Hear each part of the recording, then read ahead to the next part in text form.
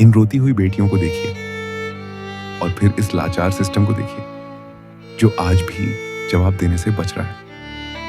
इस मजबूर बाप को देखिए, शायद उसने अपनी बेटी के डॉक्टर बनने का सपना पूरा करने के लिए अपनी जरूरतें टाल दी होंगी। शायद उसने नए कपड़े नहीं खरीदे होंगे, त्योहार फीके मनाए होंगे, कर्ज लिया होगा ताकि एक दिन उसकी बेटी सफेद कोट पहनकर उसका सिर गर्व से ऊंचा कर सके। लेकिन आज वह अपनी उसी बेटी के साथ परीक्षा केंद्र के बाहर खड़ा है। बेटी की आंखों में आंसू, बाप की आंखों में बेबसी। बेटी पूछ रही है, मेरी क्या गलती थी? और उस बाप के पास कोई जवाब नहीं है। इस लाचार सिस्टम को देखिए, एक मशीन ने अंगूठा नहीं पहचाना, एक कागज में गलती थी, कुछ मिनटों की प्रशासनिक अव्यवस्था थी और उसकी कीमत 1 साल की मेहनत, हजारों घंटों की पढ़ाई और एक परिवार के अनगिनत सपनों ने चुकाई। विदिशा में 3 छात्राएं परीक्षा नहीं दे सकी। खबरों की भाषा में यह सिर्फ एक संख्या है, 3 छात्राएं।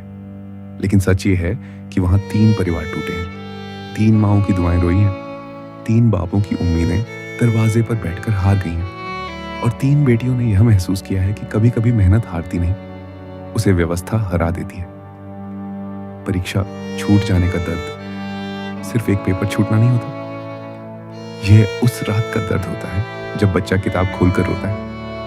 यह उस पिता का दर्द होता है जो घर लौटते वक्त बेटी की आंखों में नहीं देख पाता। यह उस माँ का दर्द होता है जो कहती है, कोई बात नहीं बेटा, और फिर अकेले में फूट फूट कर रोती है। सवाल आज भी वही है, अगर गलती सिस्टम की थी तो सजा इन बेटियों को क्यों मिली? इन रोती हुई बच्चियों को देखिए, इस टूटे हुए पाप को देखिए और फिर उस व्यवस्था को देखिए जिसके पास नियम तो है लेकिन इंसानियत के लिए शायद कोई कॉलम नहीं है।